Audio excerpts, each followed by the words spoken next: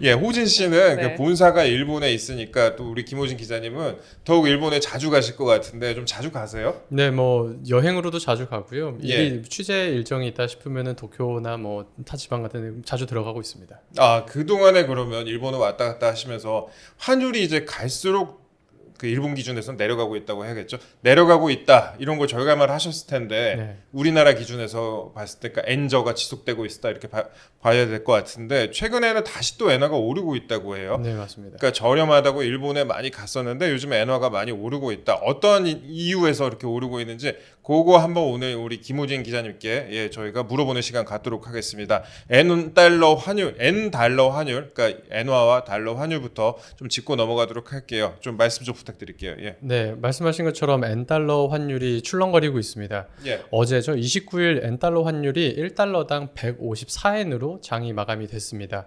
이게 7월 10일에는 161엔을 기록을 하면서 역대 최고치를 갱신을 했었는데요. 그 이후로 보름 남짓에 약 7엔 정도가 빠진 기록입니다. 그래서 이거를 원화로 해서 보면은 같은 날 7월 10일 100엔당 856원으로 뭐 말도 안 되게 파격 세일이다라는 말이 나올 정도로 굉장한 엔저였었는데요. 예. 엊그제 26일 901원을 찍으면서 45원 가까이 뛰었고 지금까지 약 900원대 전후로 왔다 갔다 하면서 안착을 한 걸로 보입니다. 예. 네, 이게 왜 그러냐 이렇게 이야기들을 많이 하시는데 뭐 가장 간단하게 그냥 먼저 말씀을 드리면 미국에서 11월에 대통령 선거가 있어요. 그리고 그 전에 9월 달에는 일본에서 총재 선거, 즉 총리가 바뀔 수도 있는 예. 시기가 다가오고 있는 거죠. 그래서 미국이랑 일본에서 통화 정책의 기조가 좀 바뀌는 게 아니냐 이런 예상이 나오면서 시장이 전체적으로 출렁거리고 있다 이렇게 볼 수 있겠습니다. 아, 일본은 총재 선거라고 하나 봐요. 예. 네, 맞습니다. 일본은 뭐 의원 내각제이기 때문에 의원들 중에서 총리를 뽑는데요. 그 의원의 대장, 그러니까 여당의 대장이 총리가 되는 겁니다. 근데 여당의 대장은 당의 총재 선거에서 뽑게 되는 거죠. 그래서 총재 선거에서 승리를 하면 총리가 되는 겁니다. 아, 좋은 걸 알았습니다. 네. 그 자꾸 그러면 엔화가 그동안에 몇 년 동안 왜 자꾸 떨어졌는지 그 원인부터 좀 짚고 넘어가는 시간을 좀 갖도록 하겠습니다. 네, 엔화가 뭐 최근에만 저렴했던 거는 아니고요. 뭐 과거 뭐 기본적으로 아베 전 총리 시절의 아베노믹스의 영향이라는 분석들이 대다수인데요. 아베노믹스 당시에 엔화를 무한정으로 찍어냈습니다. 정말 말 그대로 무한정으로 찍어냈는데 네. 예. 당시에 이제 일본 정부에서 표현을 했었던 것도 무제한적 양적 완화 정책이었어요. 예. 시중에 엔화가 많이 풀려도 너무나도 많이 풀렸었던 거죠. 근데 이제 코로나를 막 겪고 그 이후에 미국이 인플레이션을 잡겠다고 금리를 급격하게 올리는 상황이 있었지 않습니까? 예. 근데 당시 일본은 여전히 우리는 제로 금리 그대로 간다.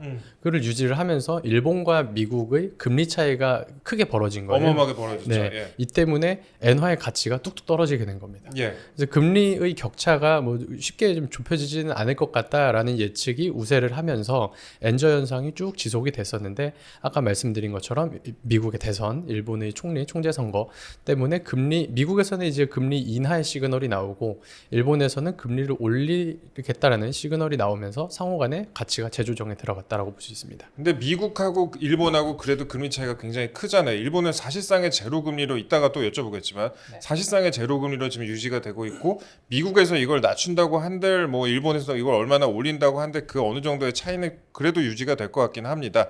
그래도 제가 보니까 최근에 국내 경제 매체들이 엔화를 미리 살 걸 그랬나 이제 슈퍼 엔저가 드디어 끝나고 있나 이런 식으로 보도가 좀 나오고 있어요. 요거 보니까 그동안에 워낙 엔화가 낮았기 때문에 이거를 매수를 했던 분들이 그때 850원일 때 매수를 했던 분들이 지금도 상당히 이득을 많이 거뒀단 말이에요. 그래서 요런 좀 투자도 좀 지속되고 있는 것 같습니다. 그래서 일본에서는 어떻게 이걸 분석하고 있는지 요거에 대해서 좀 말씀 좀 여쭤볼게요. 네, 말씀하신 것처럼 한국 매체에서도 엔화의 동향에 대해서 아주 집중을 하고 있는데 일본 역시 똑같습니다. 일본의 증권사인 모넥스 증권에서도 역사적인 엔저 현상은 끝이 난 거냐라는 제목을 달고 이번에 현상이 일시적인 건지 아니면 지속적으로 엔화의 가치가 올라갈 건지 아주 심도 있는 분석 기사를 싣기도 했습니다.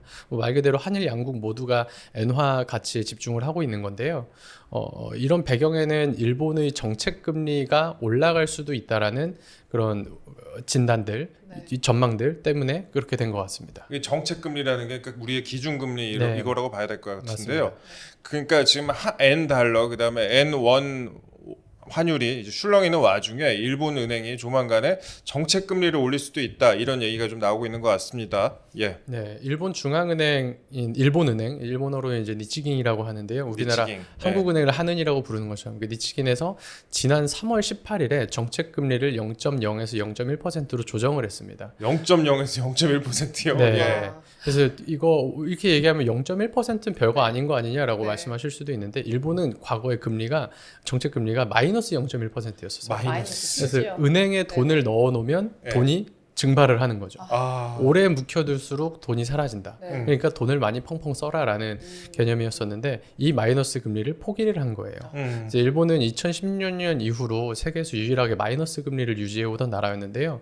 이게 7년 만에 마이너스 금리 정책을 폐지했다. 예. 근데 7년 만에 정책 기조가 바뀐 거면은 뭐 우리나라로 치면은 정권이 뭐 한 번 반 정도 바뀌는 그런 수준이라 뭐 이게 얼마나 큰 일이야 이렇게 생각하실 수도 있는데 금리를 그동안 내리기만은 했지 올린 거는 17년 만인 거예요. 아. 그래서 예를 들어서 지금 17살인 일본 국민은 네. 금리라는 게 오르는구나라는 거를 처음으로 느낀 거죠. 예. 금리가 오를 수도 있는 거구나.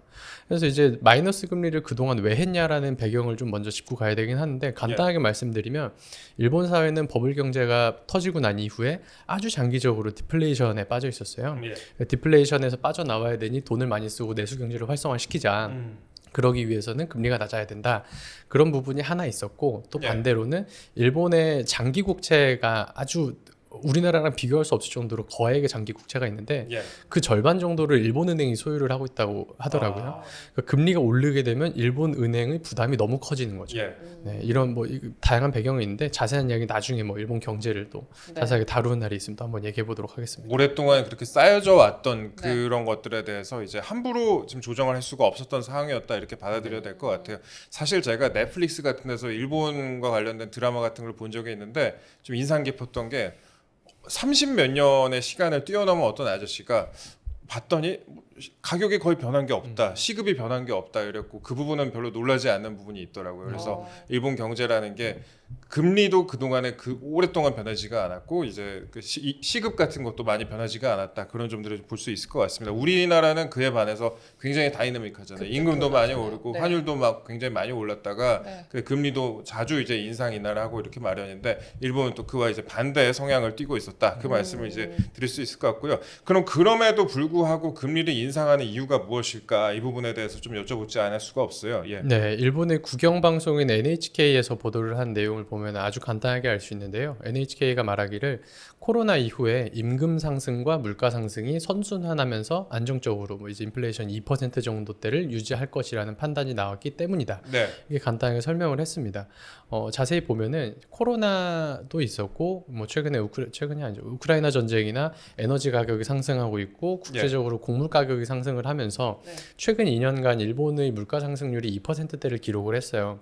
뭐 아까 말씀드린 것처럼 일본은 금리가 마이너스였는데 그거와 마찬가지로 물가 상승률도 마이너스였었습니다. 아. 물가가 전혀 오르지 않았던 거죠. 일본 예. 정부는 계속 물가를 올리고 싶었는데. 근데 그게 이제 2%대를 기록을 했고 일본은행 역시 올해는 2.4% 정도 상승할 것 같고 내년에는 1.8% 정도 상승할 것 같다라는 판단에 따라서 지난 3월에 금리 인상을 단행했습니다. 아, 금리 인상을 이제 단행을 했다 이렇게 네. 말씀을 하셨고 그러면 앞으로는 그러면 일본 언론에서는 뭐 금리 인상 앞으로는 또 어떻게 보고 있습니까? 그러면 네, 그래서 3월에 금리를 올리고 나서 예. 그 다음에 이제 금리 정책 결정 회의가 4월에 한 번 있었고 6월에 한 번 있었거든요. 예. 근데 그 두 번에는 넘어갔고 네. 그렇다면 이번 7월 정책 결정 회의가 있는데 니혼게이자이 신문 일본의 유력한 그 경제 매체 니혼게이자이 신문에서 이달 30일, 31일에 예정되어 있는 금융 정책 결정 회의에서 일본 은행이죠. 일본 은행에서 일부 정책위원이 추가 금리 인상을 지지할 것으로 보인다라면서 금리 예. 인하를 단행할 가능성에 대해서 언급을 한 바 있습니다. 딱 오늘쯤이네요. 네, 오늘 내일 정도의 결과가 나올 것 같은데요. 그리고 NHK 역시 그 엔저의 영향으로 수입 물가가 상승을 해서 일본은행 내부에서는 추가 인상을 검토해야 한다는 목소리가 나오고 있다 이렇게 보도를 하면서 예. 금리를 올려야 된다라는 분위기 조성에 좀 나서는 것 같습니다. 이제 물가도 오르고 있고 일본에서는 춘투라고 하는 게 있는데요. 춘투. 네, 춘계 생활 투쟁이라고 해서 우리나라처럼 그 이렇게 노조가 바깥에 나와서 막 시위하는 그런 게 아니라 네. 일본은 기업별 노조예요. 우리나라 네. 산별 노조가 아니라 그래서 기업들끼리 다 모여가지고 봄에 한 번에 다 같이 임단협을 합니다. 그걸 이제 춘투라 그러는데 지난 3월 춘투에서 대기업의 임금 상승이 확실시가 됐어요. 그래서 안정적으로 임금도 오를 거고 그거에 따라서 물가도 2% 정도 안정적으로 오를 거다. 그러니까 일본에 드디어 이제 처음으로 보통의 경제라는 게 시행이 되는 건데 그래서 금리를 한 번쯤은 또 올려봐도 되지 않겠냐라는 관측이 나오고 있는 거죠. 저희가 이때쯤에서 한번 또 설명을 드릴 부분이 왜 갑자기 엔저에 대해서 다루고 있느냐, 뭐 단순히 일본 여행 관련된 사람들을 위한 컨텐츠가 아니냐 생각하실 분들도 있을 것 같은데, 물론 일본 여행이나 일본하고 비즈니스를 하시는 분들도 있을 수도 있겠지만 이게 우리나라 또 수출하고도 밀접한 연관이 있습니다. 사실 우리나라 물건 같은 게 이제 외국에 수출할 경우에 또 일본산 물품하고 굉장히 경쟁하는 경우가 많이 있고, 그렇기 때문에 또 엔화 상승, 뭐 원화의 상승 이런 부분이 또 거기서 차지하는 비중이 상당히 크다고 그 말씀을 드리지 않을 수가 없고요. 그 다음에 또 엔화가 우리가 아까도 말씀을 드렸지만 엔화에 투자한 규모도 상당히 있습니다. 우리나라 분들이 이제 우리나라 국민들이 그 엔화에다가 투자하는 분들도 상당히 있고, 그다음에 일본 주식에도 또 투자하는 경우가 상당히 많이 있어요. 제가 찾아보니까 한국 예탁결제원에 따르면 이번 달에 일학개미, 그러니까 서학개미가 아니라 일본 증시에 투자한 그런 일학개미 건수가 31,806건에 달한다고 합니다. 그러니까 6월 달에 비해서 13.25%가 늘었대요. 그리고 거래 금액의 경우에도 매수가 지난 6월에는 4억 6,958만 불에서 7억 1,280만 불로 다시 또 증가를 했죠. 증가를 했고, 매도액 역시 6,506억 원에서 9,875억 원으로 늘어난 것으로 집계가 됐습니다. 이렇게 또 우리나라 자금이 또 일본으로 많이 투자가 되기도 하고, 그렇기 때문에 저희는 이런 다양한 측면에서 좀 여러분들에게 정보를 드리기 위해서 이 콘텐츠를 만들고 있다. 이 말씀을 드리겠습니다. 그러면 또 변호사님 같이 말씀을 잘하셔가지고 우리 기자님께 또 말씀 여쭤볼게요. 자주 나오시죠. 일본에서 지금 전망은 그럼 어떻게 하고 있습니까? 뭐 경제연구소라든지 아니면 언론에서 어떻게 전망을 하고 있는지. 로스쿨 들어가야 되겠네요. 네, 그 일본의 노무라 종합연구소라는 게 있는데 일본 최대의 증권사인 노무라 증권의 같은 그룹사인 거예요. 우리로 치면 뭐 삼성경제연구소 네. 세이 정도 되겠네요. 예, 맞습니다. 노무라 종합연구소에서 분석을 하기에 최근 엔달러 시장에서 엔고 현상이 아주 뚜렷하게 보이고 있다라고 말을 했습니다. 네. 지난 7월 25일 외환시장에서 과거 5월 수준의 엔달러 환율을 기록을 하면서 약 2주간 10엔 이상 상승을 했다라고 이제 발표를 했는데요. 네. 이게 이 미국의 연방준비제도가 9월쯤 금리를 인하하겠다라는 전망이 미국에서 막 나오고 있으면서 거기에 따른 엔고 현상이기는 할 텐데, 최근에 일본 매체들이 일본은행이 정책금리를 인상하는 게 아니냐라는 보도가 나오면서 그게 좀 자극제가 됐을 거라는 분석이 있습니다. 근데 다만 그 연구소에서 발표를 하기를 이번 금리 인상 관련된 보도의 소스 자체가 조금 살짝 의심스럽다, 이런 전제를 달기는 했어요. 그래서 이번 금융정책 결정회의에서 엔화의 금리가 동결이 된다면 다시금 또 엔저 현상으로 돌 가능성은 있다.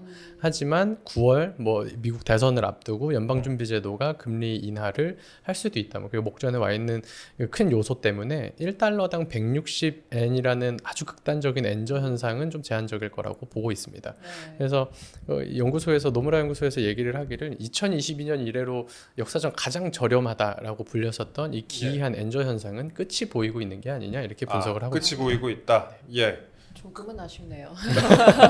지금 많이 사두셔도 될 것 같아요. 저도 사실 그동안 한 달 동안 떨어질 때마다 조금씩 사뒀었는데 그때 제가 이제 본능적으로 느끼기에도 이 대대적인 이 엔저 형상은 오지 않을 것 같다는 그런 감이 좀 오더라고요. 그래서 조금씩 사놨습니다.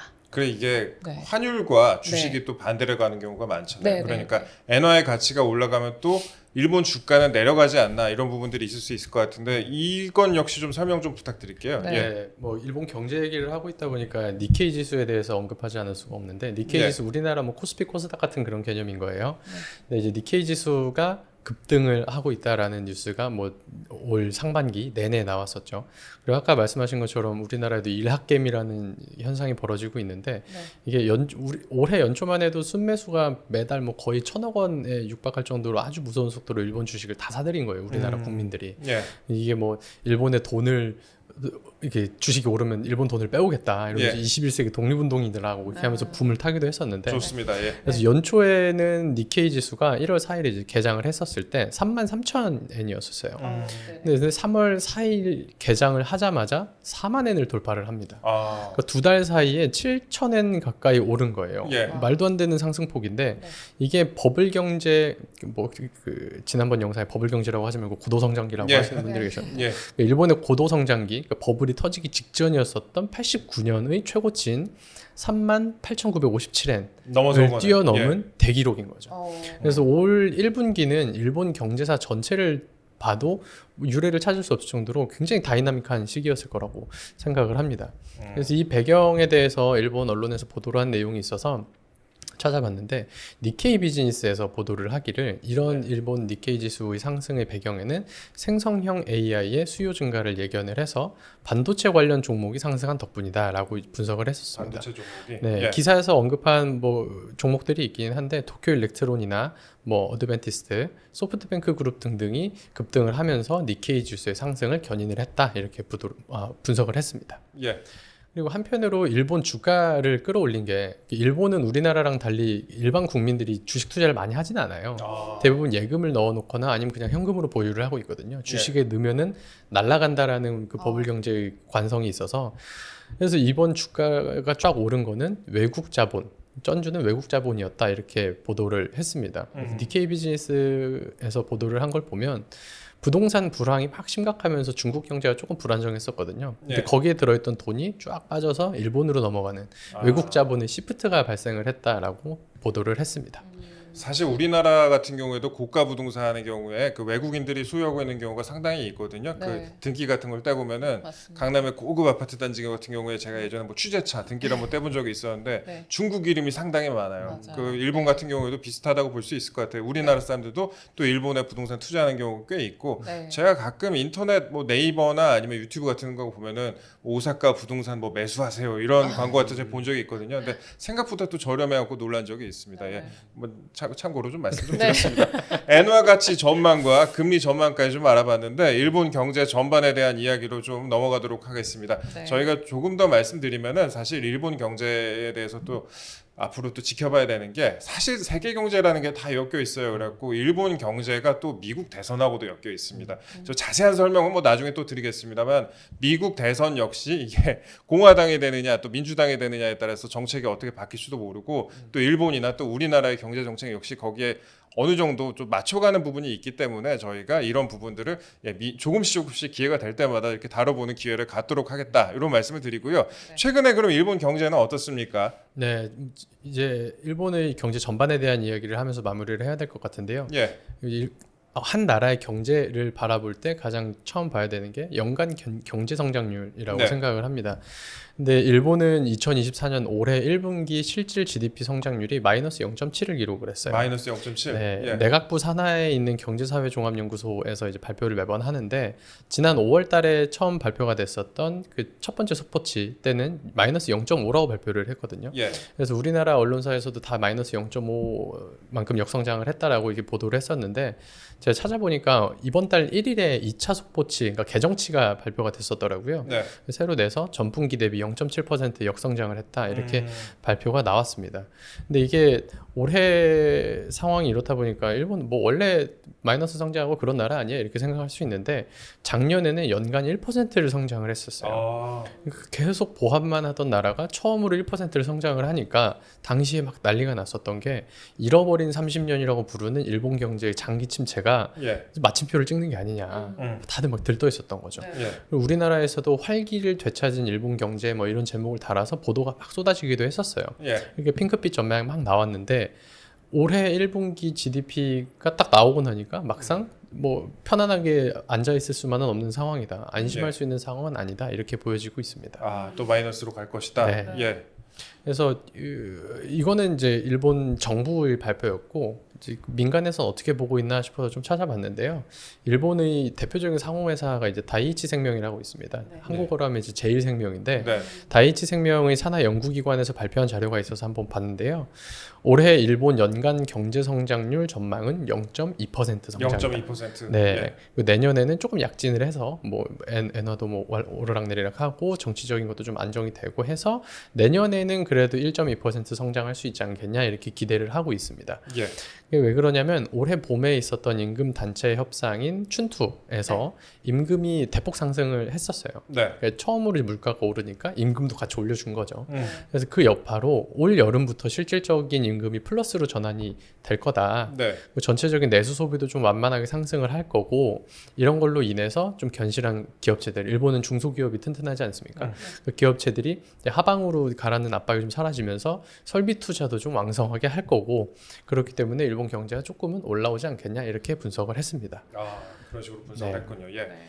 그러고 제가 좀 느끼는 게 이거는 여담입니다만 네. 일본 제가 아까 말씀하신 게 뭐 임금 같은 것도 상승을 했다 뭐 이런 말씀을 하셨는데 사실 그 일본 임금이 거의 30년째 큰 변화가 없잖아요. 그러면은 그런 생각이 들더라고요. 우리가 지금 느끼는 요즘 우리나라가 한 30년 후에 우리도 그때 임금이나 지금 임금이나 비슷하지 않을까. 사실 우리나라와 일본 경제가 닮은 부분이 상당히 많은데 네네. 그다음에 출산율이 또 굉장히 우리나라가 낮고 일본도 출산율이 낮고 그다음에 또 고령화 사회고 우리나라도 고령화 사회로 달려가고 있는데 그런 모습들을 보면서 아 우리나라도 혹시나 이제 나중에 이렇게 잃어버린 몇몇 년을 갖게 될까 하는 그런 걱정이 네. 때때로 듭니다. 일본의 네. 모습을 보면요. 네, 예. 뭐 우리나라의 사회적 경제적 현상이 일본의 10년 전을 답습을 한다라는 게 정설이었잖아요. 예. 일본이 먼저 저출산을 겪고 경기 침체를 겪고 10년 뒤에 우리나라가 저출산 경기 침체를 겪는 것처럼.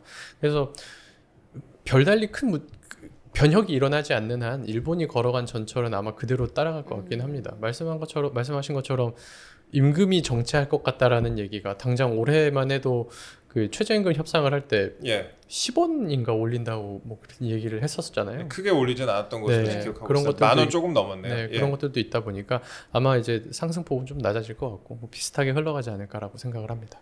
예전에 이제 문재인 정부 때 한 번에 16.4%인가 네. 올려갖고 네. 그때 엄청 이슈가 됐었던 굉장했죠. 적이 네. 있었는데 한 번 크게 올려놓고 보니까 사회에 또 미치는 폐해라고 해야 될 것 같아요. 커졌네요. 영향이 굉장히 엄청 커졌네요. 컸기 때문에 네. 그래서 최근에는 또 이렇게 플랫하게 가고 있는 상황인데 네. 일본의 사례를 보면 우리도 좀 비슷하게 흘러가지 않을까 그런 걱정도 좀 하게 됩니다. 그래서 물론 일본이라는 나라는 또 엔화가 전 세계적으로 보면 기축통화에 또 들어가잖아요. 근데 우리는 또 기축통화가 아니고 그러니까 더 주의해야 될 부분이 많지 않을까 그런 생각을 하고 있습니다.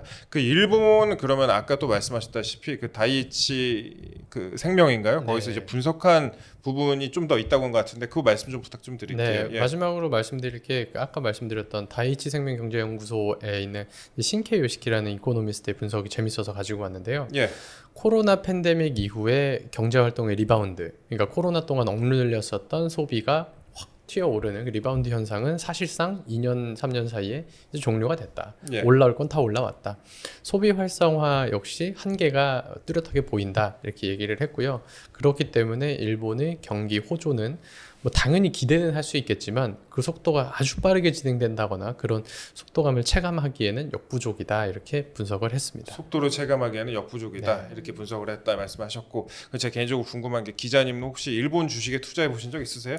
일본 주식은 엄두가 안 나더라고요. 아 그래요? 네, 수수료도 많이 떼고 아 수수료를 많이 따나요 한국에 수수료도 비해서? 많이 떼고 예. 뭐 100주 단위로 사야 되고 뭐 그런 게 제한이 좀 여러 가지가 있어서 예. 접근하기가 좀 어려웠습니다. 아, 저 아까 왜 그러냐면은 일학개미라고 저희가 이제 네네. 많이 말씀을 드렸는데 사실 저는 서학개미 중에 네. 아주 작은 개미입니다. 네, 아주 작은 개미기야요. 개미인데 최근에 좀 이렇게 네. 슬픈 나날을 좀 네네. 보내고 있었는데 그래서 일학개미로 갈아타야 되나 이런 생각을 하게 되고 사실 저는 한국개미였는데 한국에서 큰 상처를 입고 잠시 서학개미가 돼 있었었는데 이런 내용들을 볼 때마다 저는 네. 만감이 교차곤 합니다. 네. 예. 오늘도 그래도 좋은 소식 알려주셔가지고 우리 그 변호사님 못지않은 김우진 기자님께서 참 네, 많은 그러니까요. 소식을 알려주셔서 저는 항상 감사하게 생각하고 있습니다. 예. 네.